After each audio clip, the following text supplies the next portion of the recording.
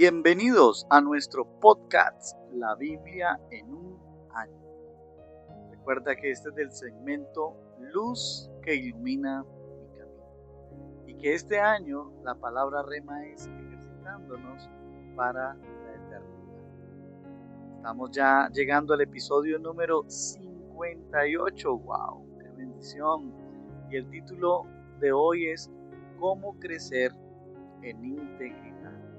Te aseguro que te va a ayudar muchísimo porque a través de este devocional yo he podido aprender muchas cosas y sé que a tu vida también te va a bendecir.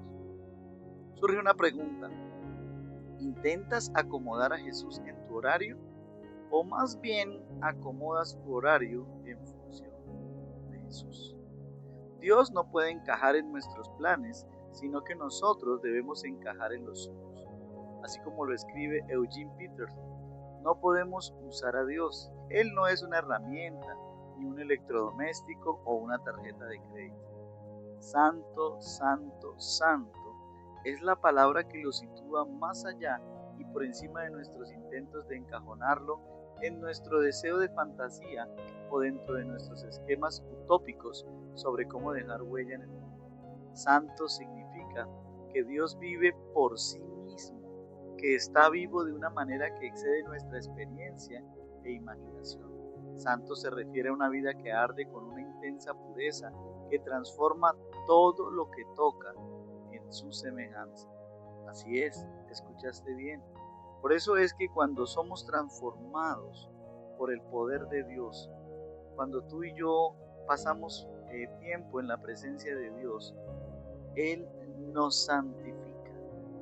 Por su intensa pureza, Él va transformando todo lo que está cerca de Él. Todo lo que Dios toca, Él lo transforma conforme a su semejanza.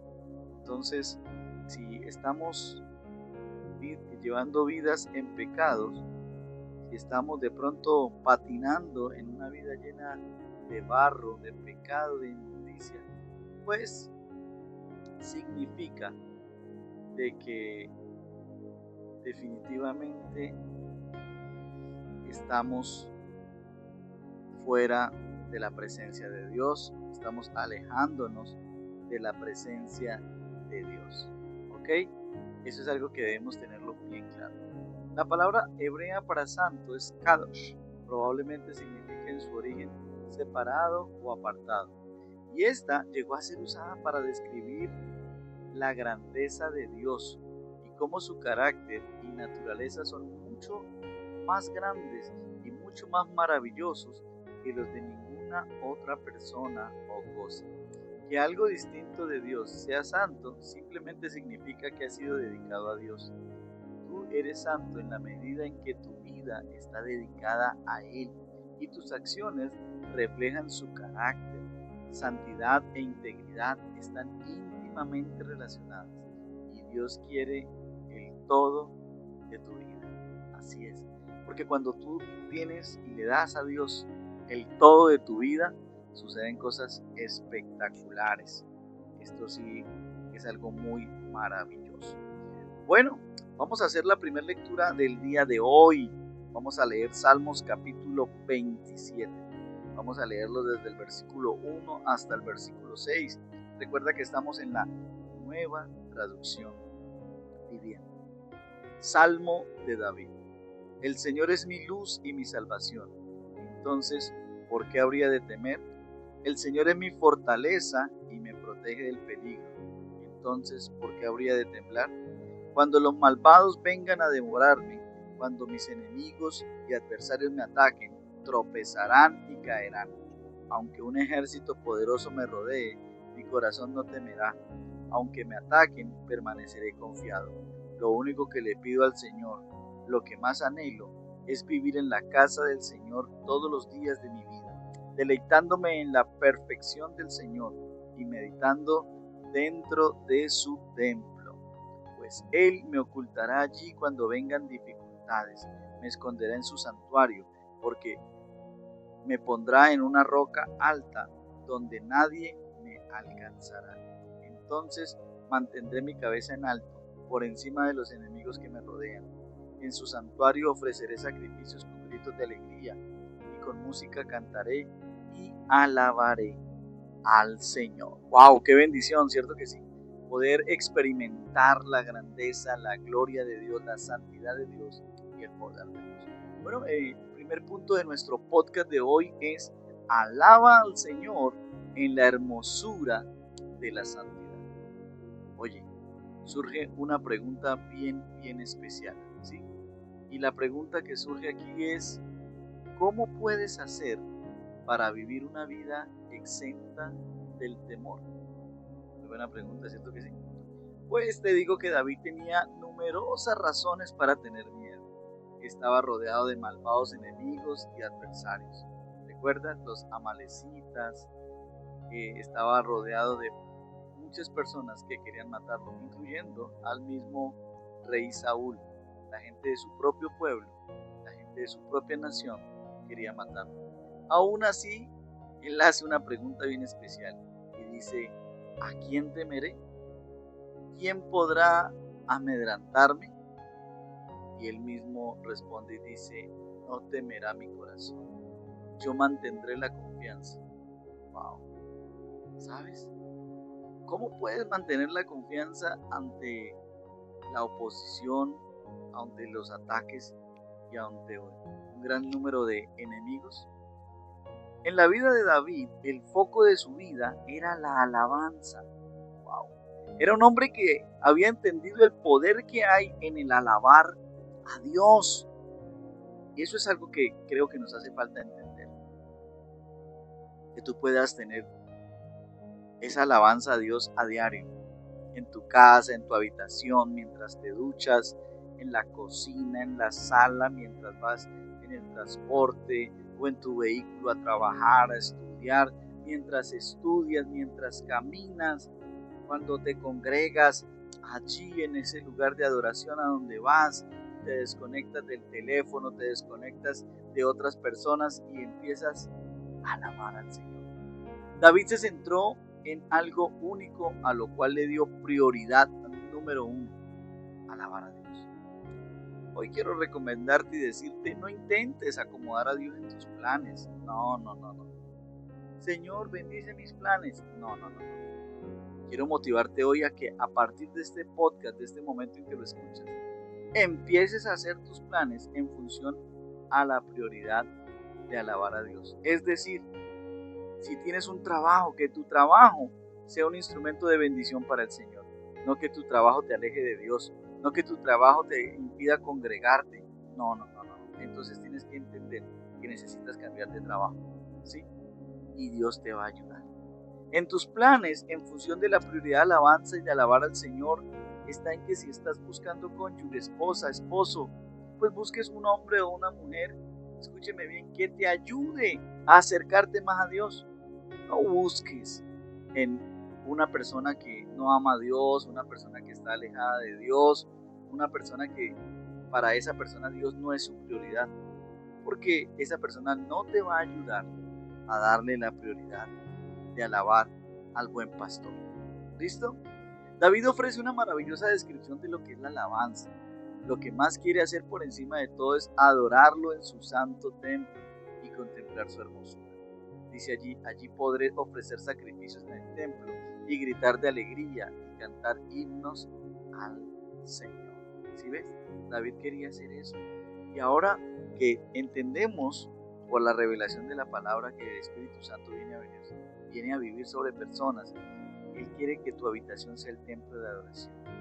Él quiere que tu casa, el apartamento donde estás, sea un lugar de adoración al nombre del buen pastor. Y es que la palabra griega para hermosura, porque ahí dice la expresión la hermosura del Señor. Esa palabra griega para hermosura es kalos, y es la que se usa aquí para describir todo lo que Jesús hizo. Eso lo podemos ver en Marcos capítulo 7, versículo 37. Hubo un hombre de nombre Dostoievski que describió a Jesús como infinitamente hermoso.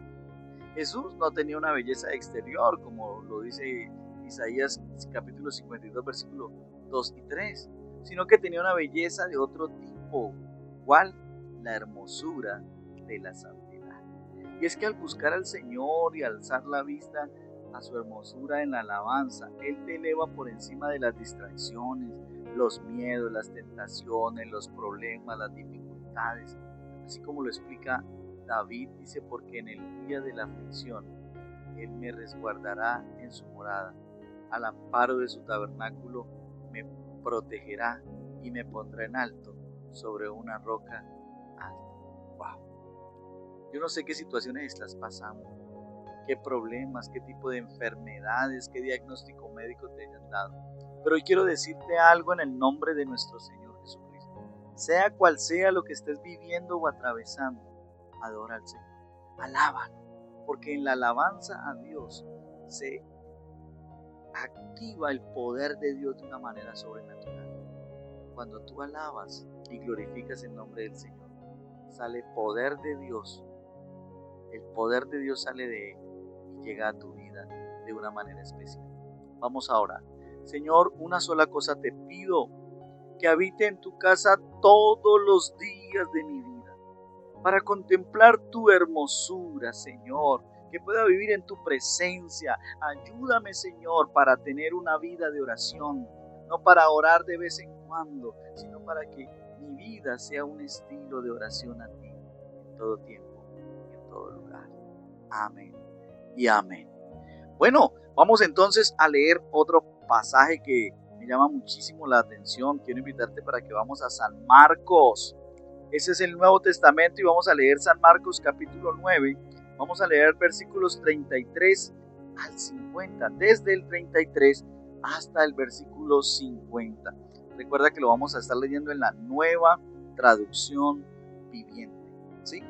Entonces dice así la palabra del Señor, el más importante en el reino. Después de llegar a Capernaum e instalarse en una casa, Jesús preguntó a sus discípulos que venían conversando en el camino, pero no le contestaron porque venían discutiendo sobre quién de ellos era el más importante. Jesús se sentó y llamó a los 12 discípulos y dijo: quien quiera ser el primero debe tomar el último lugar y ser el sirviente de todos los demás. Entonces puso a un niño pequeño en medio de ellos y tomándolo en sus brazos les dijo: todo el que recibe de mi parte a un niño pequeño como este, me recibe a mí. Y todo el que me recibe, no solo me recibe a mí, sino también a mi Padre, quien me envió. Uso del nombre de Jesús. Juan le dijo a Jesús: Maestro, vimos a alguien usar tu nombre para expulsar demonios, pero le dijimos que no lo hiciera, porque no pertenece a nuestro grupo. No lo detengan, dijo Jesús. Nadie que haga un milagro en mi nombre podrá luego hablar mal de mí. Todo el que no está en contra de nosotros está a nuestro favor. Si alguien les da a ustedes incluso un vaso de agua porque pertenecen al Mesías, les digo la verdad, esa persona ciertamente será recompensada. Si tú haces que uno de estos pequeños que confían en mí caiga en pecado, sería mejor que te arrojaran al mar con una gran piedra de molino atada al cuello. Si tu mano te hace pecar, córtate. Es preferible entrar en la vida eterna con una sola mano que en el fuego inextinguible del infierno con las dos manos. Si tu pie te hace pecar, córtatelo. Es preferible entrar en la vida eterna con un solo pie que ser arrojado al infierno con los dos pies. Si tu ojo te hace pecar, sácatelo. Es preferible entrar en el reino de Dios con un solo ojo que tener los dos ojos y ser arrojado al infierno, donde los gusanos nunca mueren y el fuego nunca se apaga. Pues cada uno será probado con fuego. La sal es buena para condimentar, pero si pierde su sabor, ¿cómo la harán salada de nuevo? Entre ustedes deben tener las cualidades de la sal y vivir en paz unos con otros. Wow. Vamos entonces al capítulo 10, del versículo 1 hasta el 12. San Marcos capítulo 10, vamos a estar leyendo del 1 al 12, Nueva Traducción Viviente. Discusión acerca del divorcio y del matrimonio. Luego Jesús salió de Capernaum, descendió a la región de Judea y entró en la zona que está al oriente del río Jordán. Una vez más las multitudes lo rodearon y él les enseñaba como de costumbre. Unos fariseos se acercaron y trataron de tenderle una trampa con la siguiente pregunta: ¿está bien permitir que un hombre se divorcie de su esposa? Jesús les contestó con otra pregunta: ¿qué dijo Moisés en la ley sobre el divorcio? Bueno, él lo permitió, contestaron. Dijo que un hombre puede darle a su esposa un aviso de divorcio por escrito y despedirla. Jesús le respondió: Moisés escribió ese mandamiento solo como una concesión ante la dureza del corazón de ustedes. Pero desde el principio de la creación, Dios los hizo hombre y mujer. Esto explica por qué un hombre deja a su padre y a su madre y se une a su esposa, y los dos se convierten en uno solo. Como ya no son dos, sino uno, que nadie separe lo que Dios ha unido. Más tarde, cuando quedó a solas con sus discípulos en la casa, ellos sacaron el tema de nuevo. Él les dijo: el que se divorcia de su esposa y se casa con otra, comete adulterio contra ella. Y si una mujer se divorcia de su marido y se casa con otro, comete adulterio. Wow, qué tremendo, ¿cierto que sí? La palabra de Dios es viva y eficaz y es más cortante que una espada con doble filo. Wow. Bueno, esto da como resultado nuestro segundo punto del podcast de hoy, y es: sirve al Señor con una vida de santidad. Y surge otra pregunta aquí: ¿cuál ha de ser nuestra actitud hacia otros ministerios cristianos y otras iglesias cristianas? Las divisiones entre los seguidores de Jesús empezaron muy temprano. Los discípulos comenzaron a discutir acerca de quién era el mayor. En este contexto, Jesús les habla sobre las características de una vida de santidad, y las vamos a nombrar aquí. La primera característica de una vida de santidad es la humildad. Jesús les dijo que no compitieran para ser el primero. La tentación de compararse siempre va a estar ahí. La envidia y la rivalidad son grandes peligros. Jesús dice que si vas a competir por algo, que sea por conseguir el último lugar. Si alguno quiere ser el primero, que sea el último de todos y el servidor de todos. Los líderes están llamados a un servicio humilde, es decir, que siempre estemos prestos para servir a los demás, que no nos creamos nosotros como las personas que tienen mayor privilegio y mayor poder, y eso nos impide a nosotros ayudar y servir al prójimo. La segunda característica para llevar una vida de santidad es el amor. Luego tomó a un niño y lo puso en medio de ellos, lo abrazó y les dijo: el que recibe en mi nombre a uno de estos niños me recibe a mí. Ama y dale la bienvenida a todos, incluso a aquellos que no pueden hacer nada por ti. Así es, los niños, los débiles, los pobres. Al hacerlo, estás amando y acogiendo a Jesús. Yo creo que aquí cabe muy claramente el concepto del no al aborto, porque el Señor dice: el que recibe a un niño, y dice allí que era un niño de brazos. ¿Sabes cómo hoy por hoy en nuestra sociedad se ha proliferado y se ha extendido ese mal del aborto, donde miles de millones han muerto en el vientre de sus madres, el lugar que Dios creó? Porque el vientre de las madres Dios lo creó como un sitio o un lugar de vida, se ha convertido en un cementerio, se ha convertido en un lugar de sicariato, donde han venido a matar y asesinar a muchos de ellos. A ti que estás escuchando este podcast, quiero decirte: si quieres llevar una vida de santidad, no al aborto. Atiende al amor del Señor, de que debes amar lo que está en tu vientre. Gracias, Señor. Bueno, y el tercer punto muy especial en el cual, o la tercera característica que se necesita trabajar para tener una vida de santidad, es la tolerancia. Jesús dice a sus discípulos que no rechacen o juzguen a otros porque hagan cosas en el nombre de Jesús, porque no sean parte de su grupo, de su congregación, o hagan las cosas de una manera diferente como ellos lo hacen. Es un error muy grande rechazar a otras personas que son hijos de Dios, son seguidores de Cristo. Es un error muy grave hacerlo simplemente porque hacen las cosas diferente a la nuestra. Así es. Bueno, la cuarta característica que debemos tener en cuenta para poder vivir una vida en santidad es la disciplina. A veces toleramos el pecado en nuestra vida pero somos intolerantes respecto al pecado de los demás.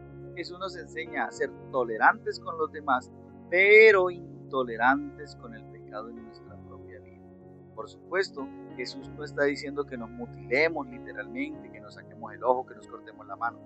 Por el contrario, Él usa un lenguaje figurativo para indicar lo que hacemos con nuestras manos. Entonces está diciendo, si lo que estás haciendo con tus manos te puede llevar al infierno, déjalo de hacer, corta eso, corta esa mala actitud, ¿sí? Si lo que estás viendo con tus ojos te puede llevar al infierno, entonces le está diciendo, corta con eso que estás viendo. Y si lo que estás, en la manera en cómo estás caminando, ¿sí? Eso te puede llevar al infierno, te está diciendo ya, corta con eso. Sé disciplinado, inflexible y radical con el pecado. El pecado suele llevar a la división. Eso nos llama a ser implacable en nuestra determinación de vivir una vida en santidad. La quinta cosa que es muy especial, o la quinta característica para poder vivir una vida en santidad, es la paz. Jesús les dice a sus discípulos, incluyéndote a ti y a mí, que no discutamos, sino que estemos en paz. Él deseaba que sus discípulos se llevaran bien entre sí, que dejaran de discutir y estuvieran en paz unos con otros.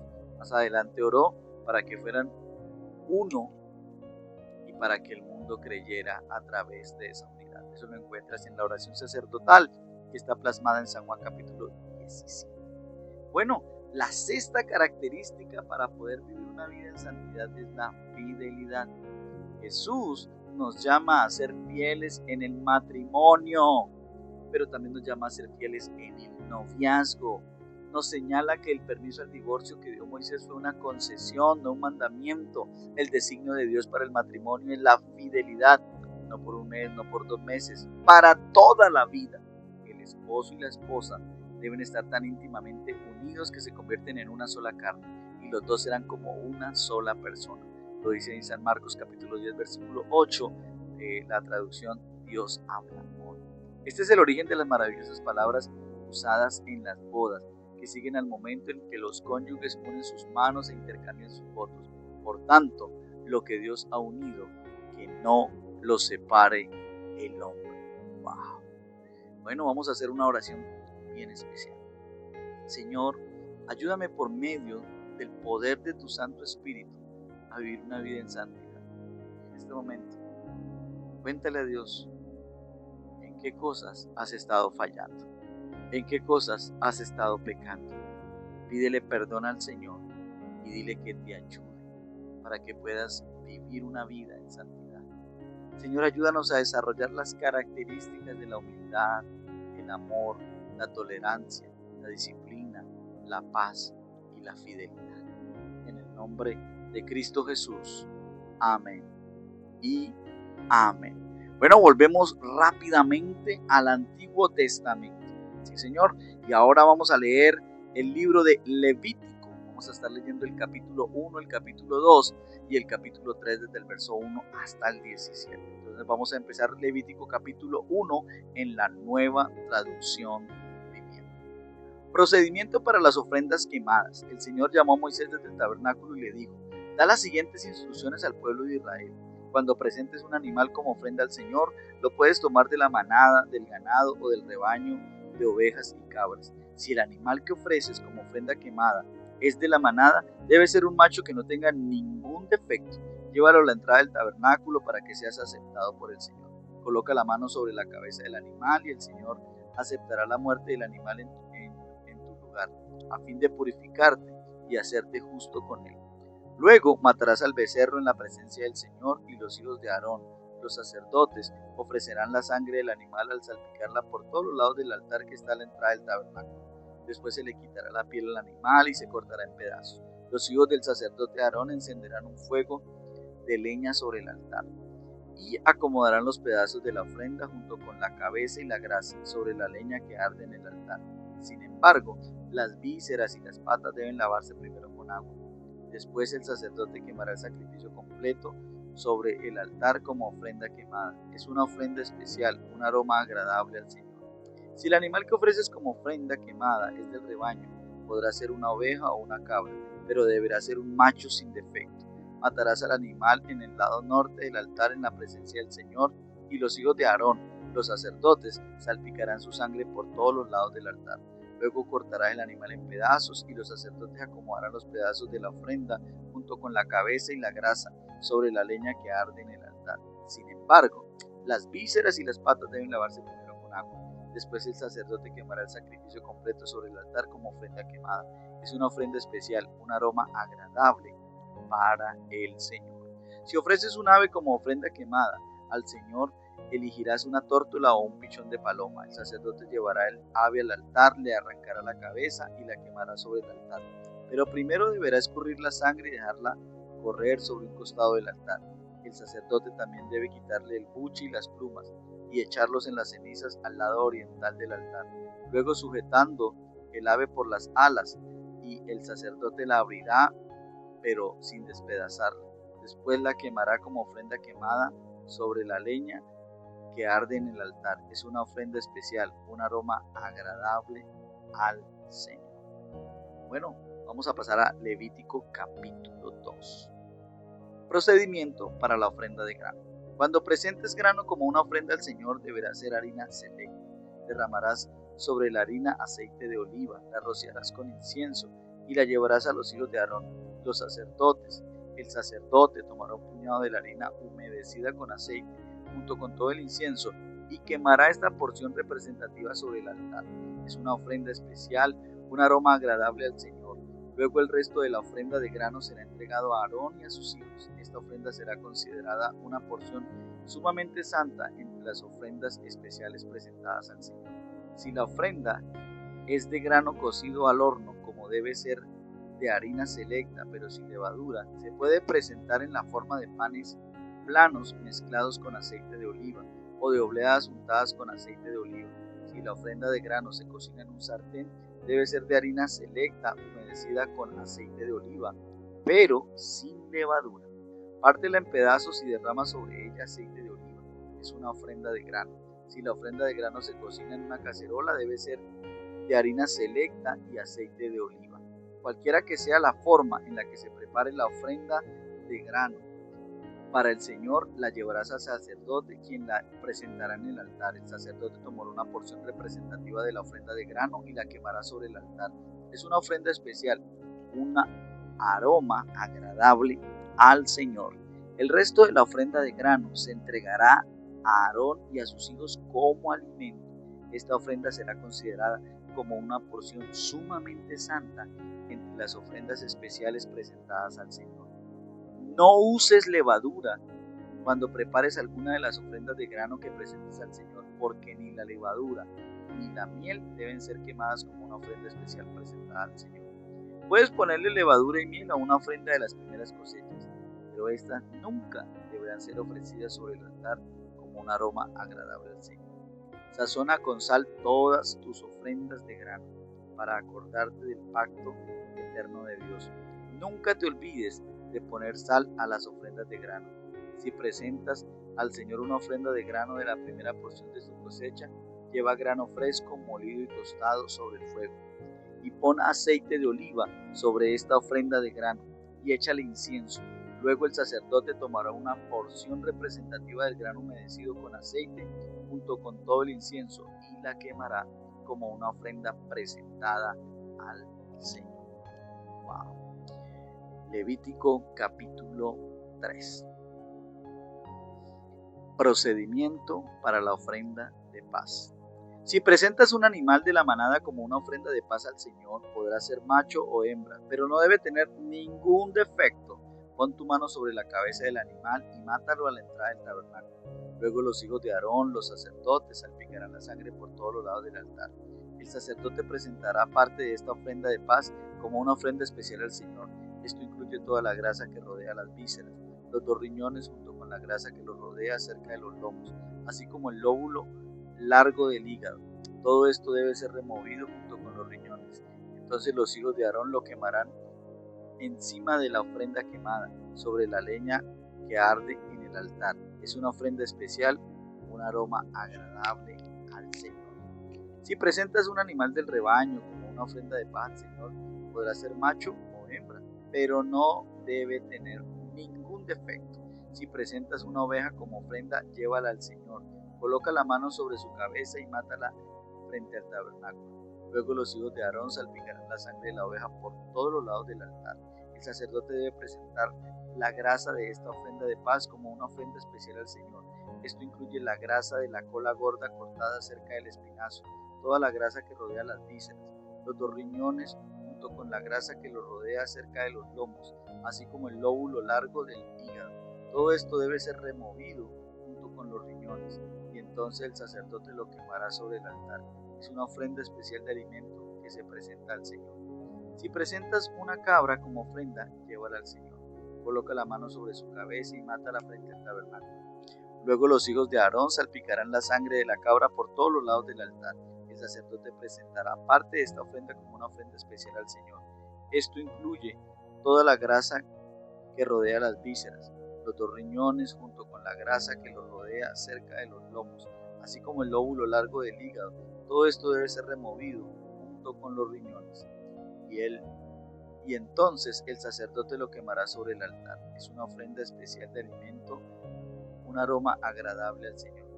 Toda la grasa le pertenece al Señor. Nunca deberás comer grasa ni sangre.